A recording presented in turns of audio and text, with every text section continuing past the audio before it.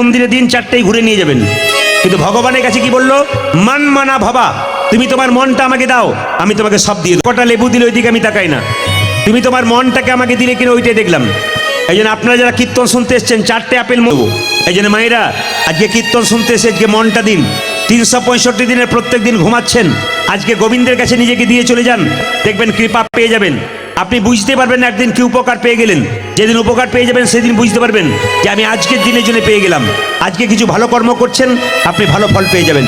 বিল্লমঙ্গলের মা যখন মারা গেল, বিল্লমঙ্গলের 5 বছর বয়স। এইদিকে তাকান, কিছু মনে করবেন না মায়েরা। বাচ্চাকে মানুষ করতে গেলে কিছু নিয়ম আছে।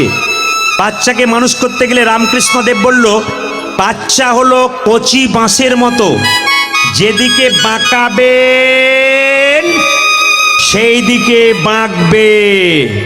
বাঁশ মোটা হলে আর বাঁকবে না। ও মায়েরা, ছোট ছোট বাচ্চাকে যদি শিক্ষা, এই যে ছোট ছোট বাচ্চাকে যদি শিক্ষা দেবেন, বাচ্চা থেকে দিন। এখন থেকে মোবাইল দেবেন না, বাচ্চা কার্টুন দেখতে দেখতে কার্টুন তৈরি হয়ে বসে থাকবে। এই জন্য না, হাসি নয়, জেনে রাখুন, বাচ্চাকে এখন থেকে মোবাইল দিলে আপনি আপনার বাচ্চাকে নষ্ট করে দিচ্ছেন। ওই জন্য বারবার নিবেদন রাখবো প্রত্যেকটি হিন্দু সমাজের মানুষের কাছে, বাচ্চাকে মোবাইল দেওয়ার একটা সময় আছে। দেখবেন মায়েরা, ছোট ছোট বাচ্চাকে জয় নিতাই বলতে শেখান। আপনার বাড়িতে কেউ গেলে যদি জিজ্ঞেস করে তোমার বাপি রয়েছে, জয় নিতাই। আপনার বাড়িতে কোনো কুটুম্ব গেল, বাচ্চাকে কোলে করে নেবে, কি বলতে হয় বাবা বলে দাও, জয় নিতাই। কি বলতে হয় বাবা বলে দাও, হরে কৃষ্ণ। যেমন শেখাবেন বাচ্চাকে সেরকম শিখবে। বাচ্চাকে ছোট থেকে শেখার দায়িত্ব আপনার।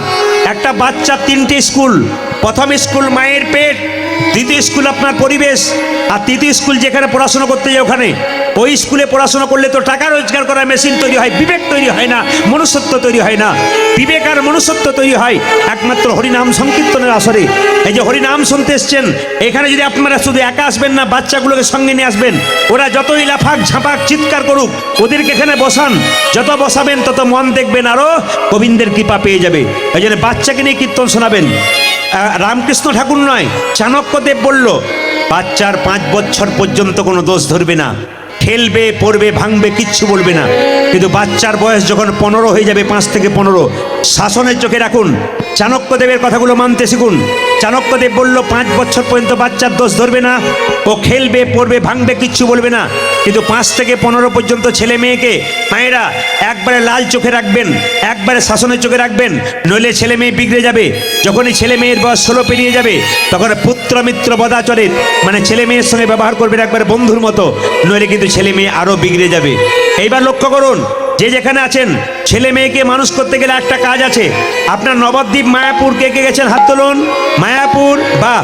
আচ্ছা, কিছু মনে করবেন না, আজকে একটা দারুণ শিক্ষা দিয়ে যায়। কেউ কাউকে প্রভু বলবেন না। কেউ কাউকে দেখলে বলবেন না প্রভু কেমন আছেন, বলবেন না।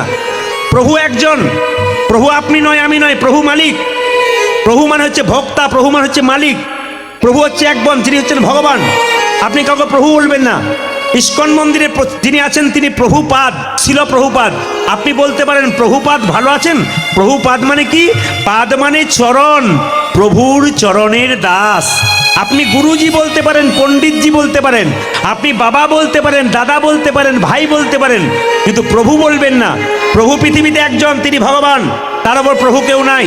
যদি আপনারা এই কথাটা বলছেন, অন্যায় করছেন, একবার অন্যায় করছেন। কাউকে কোনদিন প্রভু বলে সম্বোধন করবেন না। কি বলবেন?